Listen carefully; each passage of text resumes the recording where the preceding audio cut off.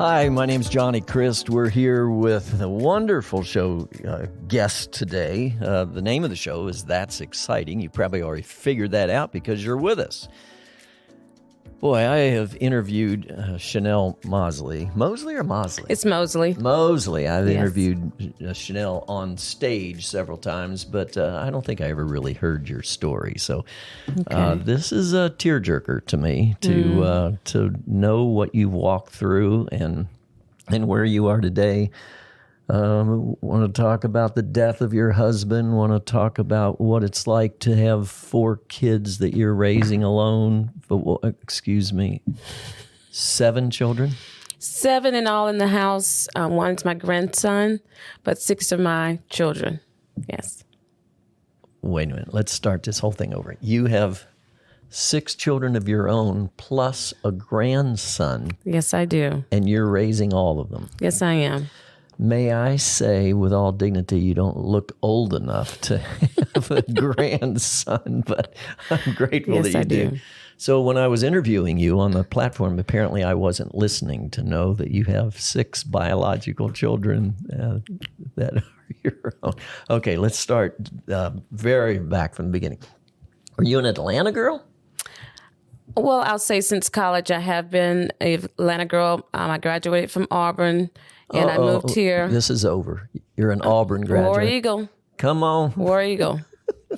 Okay, so did you have a large family here when you were growing up? I have 3 siblings. And just normal? Yeah, just normal. We're a couple years apart, so we all grew up together. Good home? Mom and dad and home, teachers, average life, you know.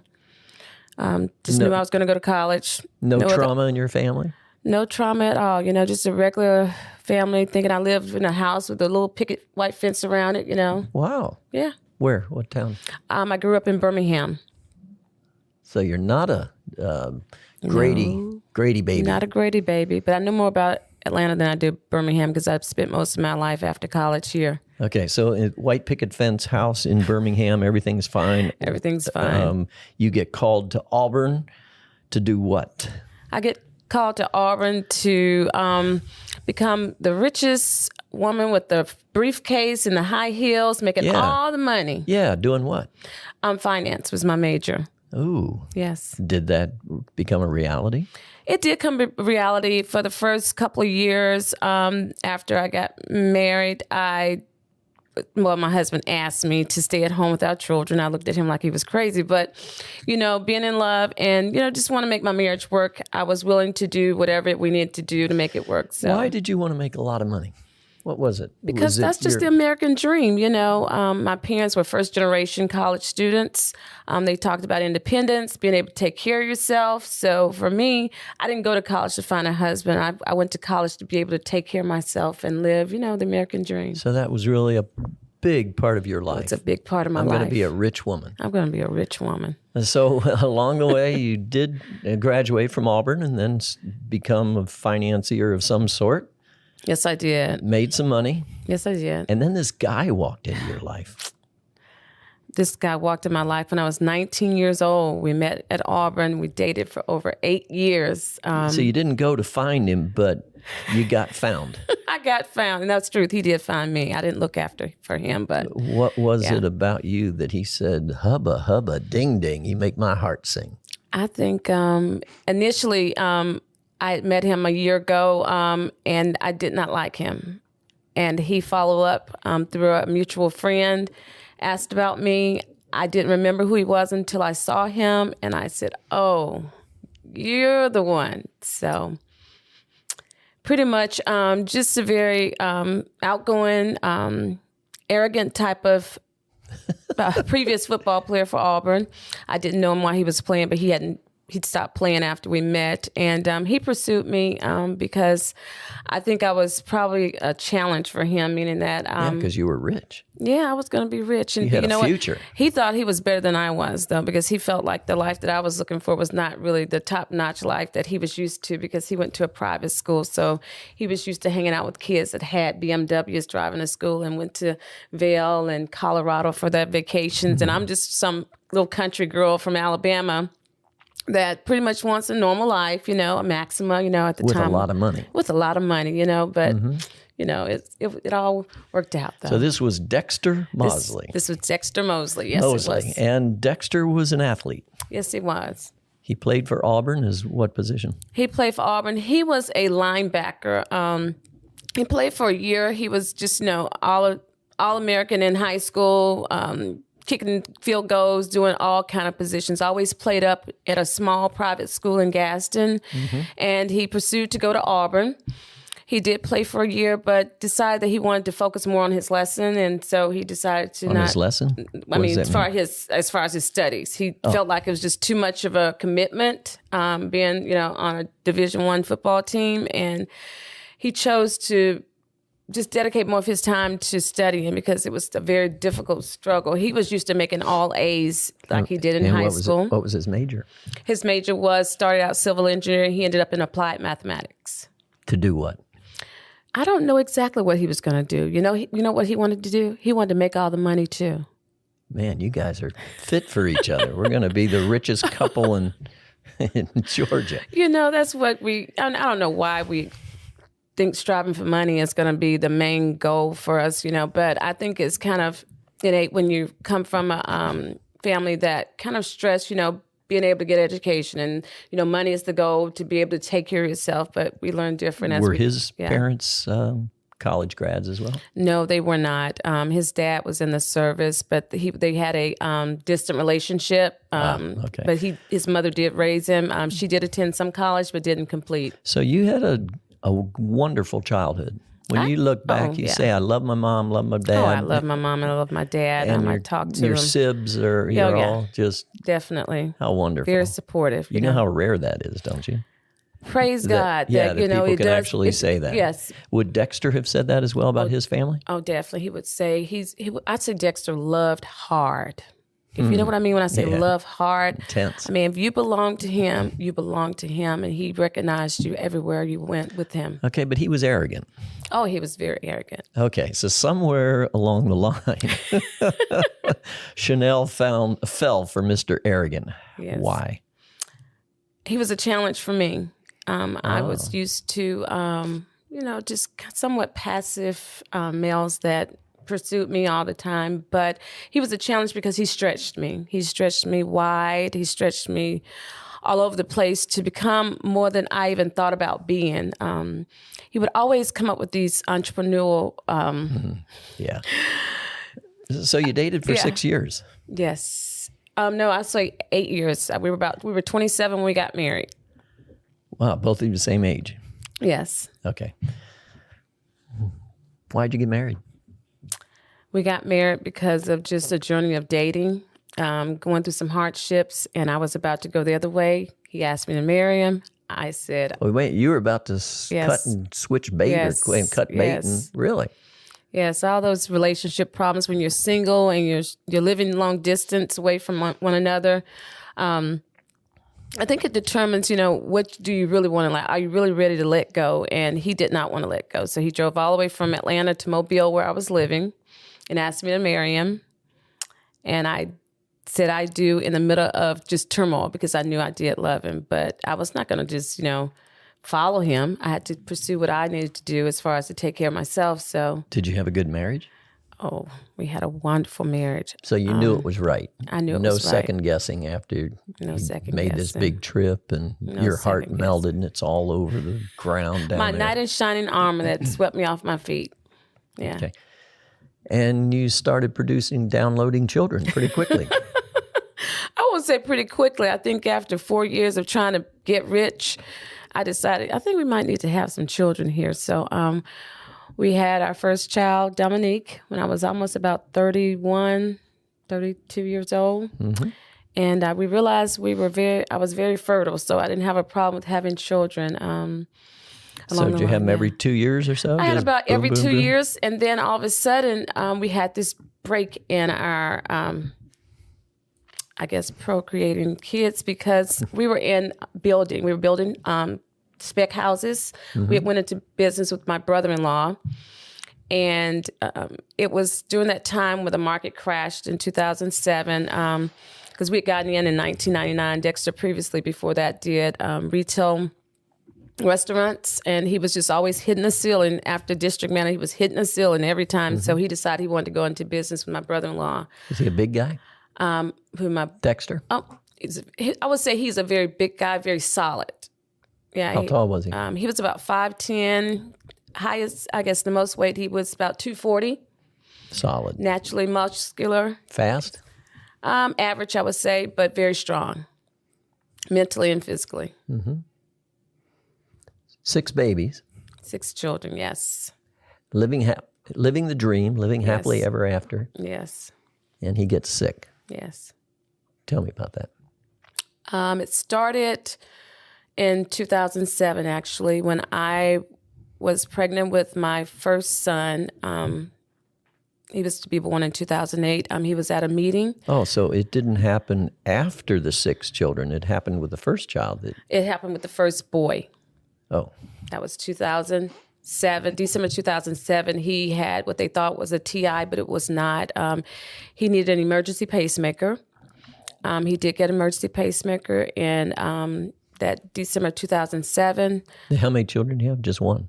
I have 3 girls at this time. Oh, I see. Okay. I have 3 girls at this time. So the sickness comes 3 in. Yes. So it's not debilitating. No, it's not debilitating. I mean, it's just, pacemakers, people get them all the time, I was told. So you weren't concerned about a thing? I wasn't concerned about it because he did eventually, I was concerned about it initially, but we got past because he had to have a replacement pacemaker. The first one didn't have what they call a defibrillator in it. So I think it was January of 2009, we had it replaced because we figured out this one wasn't working because he was still giving out a breath and having, difficulty breathing when he was exercising. Your knight in shining armor, who was an athlete, who was an Auburn linebacker, now is showing signs of humanity. Yes. How did you deal with that? I was dealing with that by pressing on and never quitting and just doing some things my parents always taught me, and that was to persevere, to fight and to support. And like I said, we were going to make our marriage work regardless of what was going on. Dexter was a dreamer. He was a visionary man, and he did not act like a sickly man. He was not giving up, and he was a godly man that prayed for his family. What do you mean give up? Was there some prognosis that said this is bigger than just a pacemaker? Throughout the whole journey from when that started, he wanted to make sure that he was always there for his children because his father wasn't there for him. So giving up was never an option for him. He would tell me that when he did become unconscious, all he could think about was praying through the whole time. And when he remembered, what do you mean unconscious? When he fell out at the meeting, when he was talking and had to have the emergency pacemaker, he said he remembered praying, just praying over and over, calling on the name of Jesus. And he woke up in the room, and they told him what was happening. And this was the first sign of any sickness he's ever had in his life. That was the first sign. Was it a congenital heart issue? They said it was. It was a rhythmic. His heartbeat was off, so they needed something kind of time it to make sure it was going to be on a timely basis, and that was the first time. And then they, like I said, put the defibrillator in the second. Defibrillator was in the second pacemaker that he had. As a young mother of 3, yes, did that take you off your stride? It did shake my world. It shook my world, but I will say that because we were focused, we had a prayer life, we had a support group because we'd always homeschooled. We were in the church and active in the church. Dexter was a deacon in our church. So I think we were prepared for inner strength that God only gives when you're going through turmoil. Not that we didn't have those days where we felt kind of down or just was questioning things, but it was just a ongoing thing where we were not going to give up because we knew God had plans for us, Did you ever think this was bigger than just a pacemaker? Never did we think it was bigger than a pacemaker, because for the next 7 years, we had another son. We had 2 more sons, to be honest with you, through that. And usually with a pacemaker, they have to replace the battery. That was the only indication that caused us to go back and figure out what might be going on after those 7 years had passed. So you had 6 children. Yes. And all along he's dealing with his own personal medical kind of like, I'm trying to figure this out. What is really wrong with me? Yeah. But then it got worse. Yeah, right. What happened? So it was March of 2014. I had my last child, and Dexter was at the hospital with me. And he had been complaining about, I'm walking up our stairs and I'm giving out a breath. It doesn't make any sense. Why is this happening? It doesn't pan out. So I thought, you just got your battery replaced. So your body's getting adjusted to the new battery and the pacemaker, because it was the same year he had that replaced. And so it kind of continued, and his ankles and things start swelling. So when that happened, when you're in the hospital, or yes, when I'm in the hospital, his legs are starting to swell even more, because he's still complaining about it after the pacemaker, the battery replacement. And so he goes out and he finds the doctor, a doctor that was referred to us to get checked out. And so the doctor tells him, I'm going to work you up for some things, because just in case you need a heart. You need a heart. Yes, I'm gonna get you set up with a specialist. I mean, I just had a baby, okay, and my child was diagnosed with Williams syndrome. Number 6. Number 6 was diagnosed with Williams syndrome. What does that mean? That is when the 7th chromosome is missing in the make up his DNA. So. Is this a Downs baby? No, it's not. It's an opposite spectrum of the Down syndrome or autism. It's a child that loves people unconditionally. I must have this. Wakes up with a song in his heart and a smile on his face every morning. Williams syndrome. Williams syndrome. Never heard of it, but thank Yes. you. So my child has to have what they call a balloon procedure, and that is to open up the pulmonary arteries to see if they will stretch out, because it causes pressure on the heart. And this is having this at 3 months. He was about 3 months old. So we were going through that, and Dexter was proceeding to go through with what the doctor was talking about. And I heard him, now that I think about it, I heard what he said, but I didn't really hear what he said. But he did say, if you need a heart. Yes. That's... Dr. Gandy said, I'm going to work you up just in case if you need a heart, because I've seen people in this position, so I want to make sure we get set up for anything that's to come. And when I say Dexter his legs that's life-changing. Yeah, it's life-changing. But when you don't know what you're about to walk into, you don't understand the full spectrum of what's about to happen. So he's going to these appointments, and he does go see the specialist, Dr. Markham, at St. Joseph, and Dr. Markham does all the workup for him, and he tells Dexter, you're in heart failure. How old is Dexter? Dexter is, oh my goodness, what was this? This was 2014. Take away the 7. He's about 40. He's 43 years old. 43, 44 years old he is, and does heart failure run in the family? His side? No, not that we know of. Dexter would not get a genetic test done because he'd just been picked on so much. And he was like, I do not want to go through all this. This is not, we just kind of had this faith of, we changed our diets. We hadn't had these problems. We're going to get through this. So. And the doc says you're having heart failure. You're in heart failure, yes. And that's a drop your mic moment. Yes. You were there? Yeah. Yes, I was there. I was there when we decided to have the procedure that they were having. They had a right heart cath done on him. And he came back into the room and he said, Miss Mosley, I must be honest with you.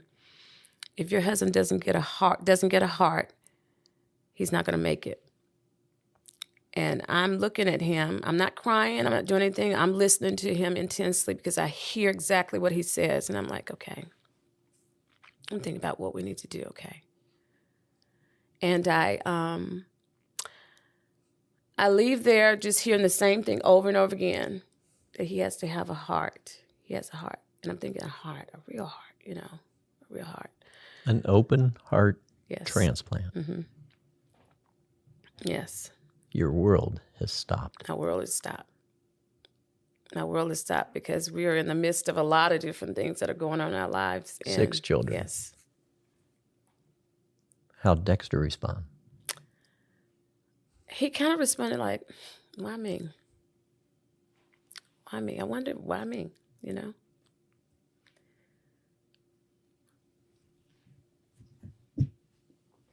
What was next? What was next? We learn all of these things about what it does to prepare to get a heart. First, we share with our family and our friends and our support group of what's going on because everybody's been concerned about Dexter, and I had people praying for us because we were going to have this procedure, and we come out this information saying, you've got to raise $5,000 to have this investment and to be even put on the list, and that's not a guarantee that you're going to get the heart because it's a waiting list. And we soon find out to be at the top of the list, you have to have a very, very, very serious issue going on with you. So as we're going... There is no other way. There's no other way. Dexter Mosley needs a heart transplant. Yes. How long was he scheduled to live without it? Were you counting days? They did not say exactly what it is, but what ended up happening, he had to have a internal... kind of bag purse that was connected to his heart to keep his heart dripping so it would strengthen the heart a little bit so it could beat. Eventually, they did tell us that there was another procedure called an LVAD, left ventricle heart thing that makes your heart pump. But we said, we don't want that. We just want to go straight and get the heart. That's what we're going to do. But to get on the list is a big deal. Yes, to get on the list was a big deal. But we did get on the list eventually. Through the help of our church, Dunwoody Baptist, helped us get the money for getting on the list. We had our homeschool group. They did fundraisers for us. This was in 2014, 15? Going into 2015. 15. And even going into 2015, we had another surprise. Dexter's heart was not getting any stronger with the melanoma that was going into his heart. And we had an appointment, and we had all of his vitals checked, and after his vital signs were going south. Everything was dropping. They called in the emergency ambulance. He was in the hospital. We were at the doctor's office, and they called the emergency ambulance in to just take him right across the street to St. Joseph. We were told after that incident and during that time he was going to have the LVAD put in. So it was located right under his, close to his stomach, under that area where it's like a little box that pretty much just helped pump his heart until we could get a call that he was going to get a heart. So that was in 2015, February, March of 2015. How long was it going to take to get a heart? That's still the waiting. Still the waiting. So I will say that when things like that happen, it does move you up some on the waiting list because they understand that, it can be a long process so you can have an LVAD till end, but most people are hoping to have that transfer from the LVAD to the heart transplant. Did you get there? We were getting there, but we were, when you're having a heart transplant, it's like life stops in a sense. When I say life stops, it means you don't go anywhere. You don't go out of town because you're still waiting for that call day after day after day after day after day. Was he scared? Yes, he was scared. But being the man that Dexter was, he didn't vocally always say that I'm scared. We would just pray and we would press on, but you could see the look in his eye. Thinking, if I get a heart, will I survive the surgery? Dexter took care of his body at a young age, somewhat being athletic, which is a plus for you when you're going under surgery. And in this type of surgery, till there wasn't any doubt that they wanted to assist and get him a heart because he did take care. He had the support group. He had all the things that he needed to get the heart. They can't always tell you for sure that it's going to work until the heart is in and you go through that process. Did you get there? We got there. It was July the 27th of 2016. He got a phone call while he was driving. And he's still active. Oh, he's still active. He's coaching my boys, and he's taking the girls to swim practice, and he's doing all these things. So he's not just sitting at home. He's never laid in the bed. I told you he was a fighter. Wow. July 16th, 2016, he gets a call while he's driving. Yes, he does. We have a hands-free law in Georgia. Was he not obeying that law? I'm sorry, it was July 27th, but he was obeying that law. You know what he had to do, though? He had to pull over because it started raining. And it wasn't the rain coming from the sky. Oh my goodness! It was the rain coming from his eyes because he said he could not. He just, and the doctor said that he had a heart for him, and he asked him would he like to receive that particular heart, and he couldn't do anything but boo-hoo and cry. And I remember him calling me that day. He told me to get ready because we needed to go straight to the hospital. They wanted to immediately come in. Unbelievable.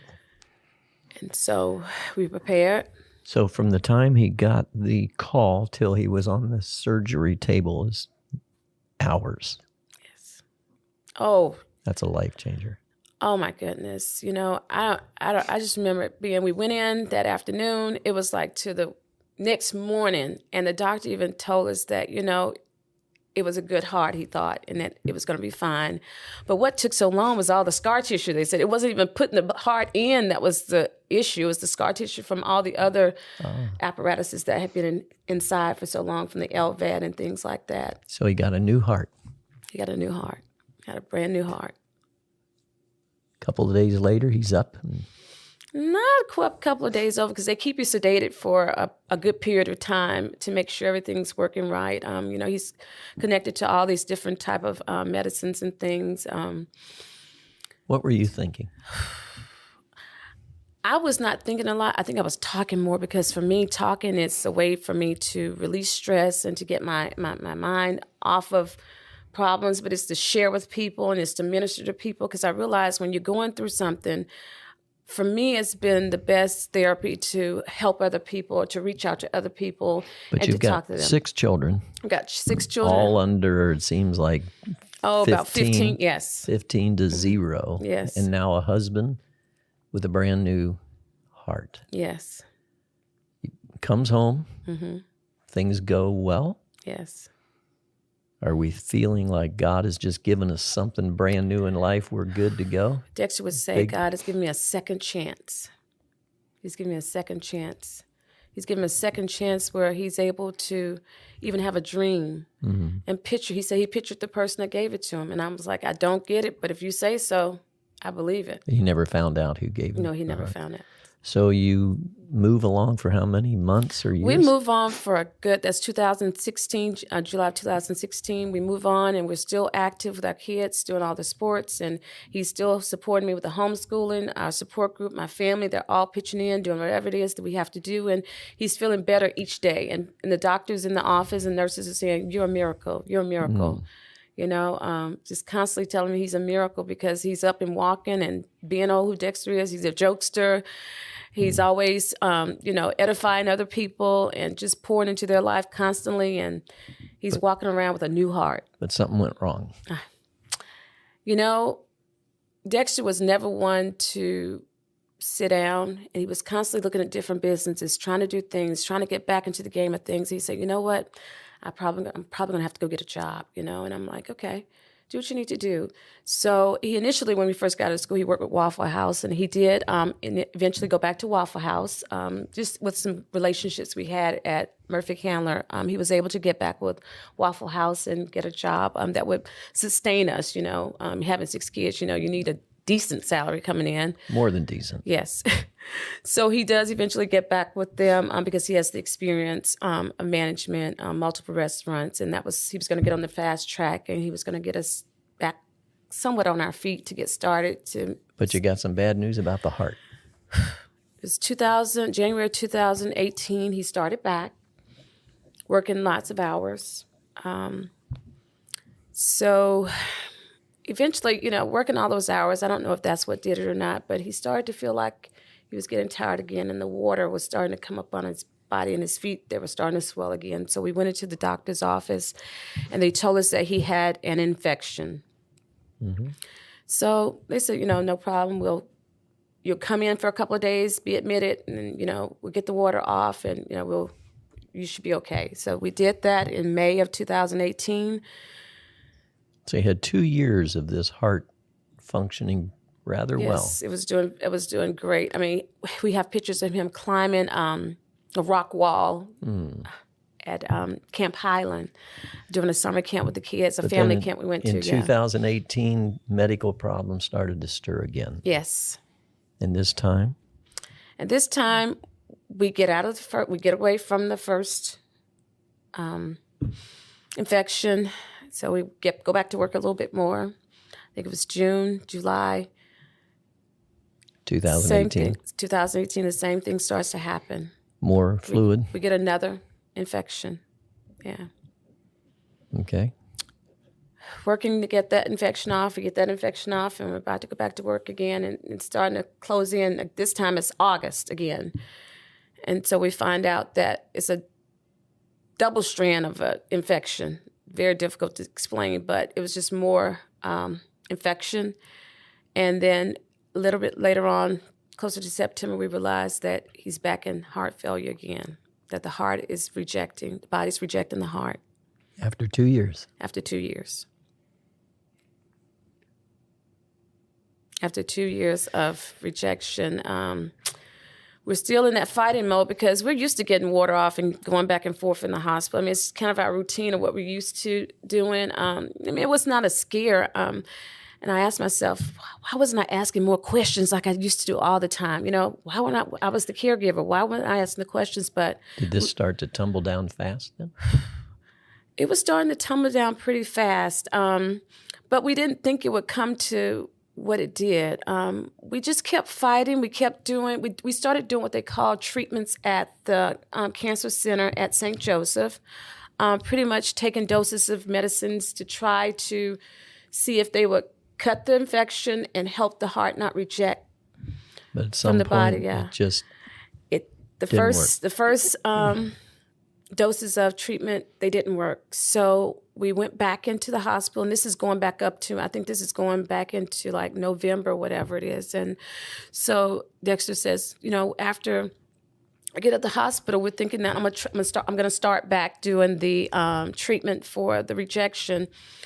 And so we still are having this water issue, and the fluids are building up because the heart is in rejection mode. So that's putting you back into heart failure again. So this is a long haul. I mean, you know, we never stopped doing our family things because we decided once we got that heart that we were going to live life regardless. So he wasn't in the hospital. No. He was in and out of the hospital. Yes, he was in and out of the hospital to the football field, to the swim meet. Did a doc at some point say there's nothing more I can do? They never said there was nothing more they could do. How did the end come? It was January of, he went one more time in December. He got out of the hospital New Year's Eve, and we got to a point where in January we went to my daughter's swim meet, and we were going to one of the swim meets. On the way to the swim meet in Rome, Georgia, he collapsed out in the parking lot after driving an hour up there, which I tried to get him not to drive, but he wanted to drive to see his daughter's first college swim meet. And so he fell out, but the paramedics came. They checked him out. As far as I said, they said he was okay. He said he was going to make it. He was fine. He said, I'm just a little bit dehydrated because I didn't want to drink too much water so I could make it and have the energy to get to where I need to go. So when we got back from the swim meet that weekend, we automatically have another appointment to see the doctor, mm-hmm. and he gets admitted to the hospital. That's Monday. So we're there Monday and Tuesday, and he just says, Chenelle, you know, I feel like I should be getting better, but my body I just don't feel like it. I just don't feel like I'm getting better. I'm like, well, Dexter, don't worry about it. You know, we're going to be okay. We sing a song and a hymnal on the bed, and I can see tears rolling from his eyes. And for some night, that night, right before things changed in my life, all my kids were there. My children got dropped off from swim meet. My daughter in college was on the phone. We're just talking and doing everything. And I told Dexter, I said, well, Dexter, don't worry about walking us to the elevator because we can't spend the night that night. And he looks at me like, I'm going to walk you to the elevator. And we do like we normally do every time. He says, we'll see you later. We never say goodbye. We always say, we'll see you later. And my daughter said, they called him the same night, just checking on him because he was in a little bit more pain because the water was still, you know, on his body. And I got a call that Wednesday morning to say that I need to rush to the hospital to see him. But when I got there, he had gone to be with the Lord.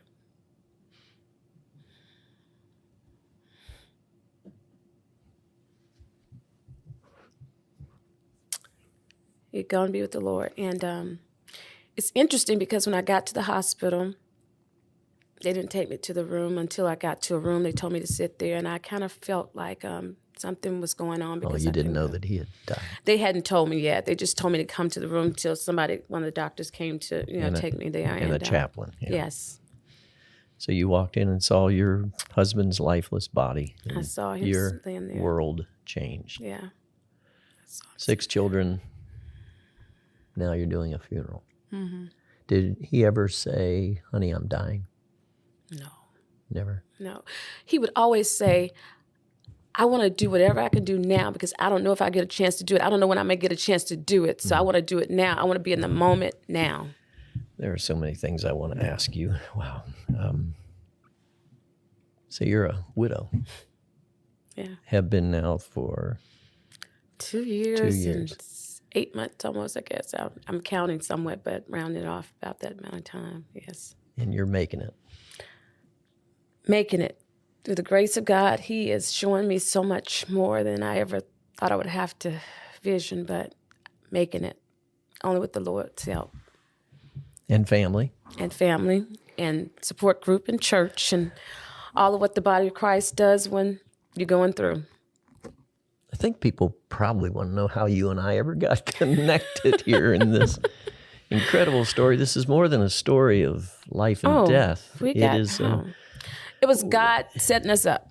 Yeah, well, the interesting thing is that we met at the Capitol, at the U.S. or the Georgia State House Capitol, because we have a bill that we tried to get passed for years. It's called the Tim Tebow Bill, and the Tebow Bill is, in essence, for homeschool families to be able to take advantage of public school sports. Right. Tim Tebow was a homeschooler in Florida, and because of his prowess in football, he got on the local football team, and they matriculated him to the local high school football. And so Georgia was trying to get a bill passed that said homeschoolers, and we couldn't get it passed. It would not pass until Chenelle Mosley showed up.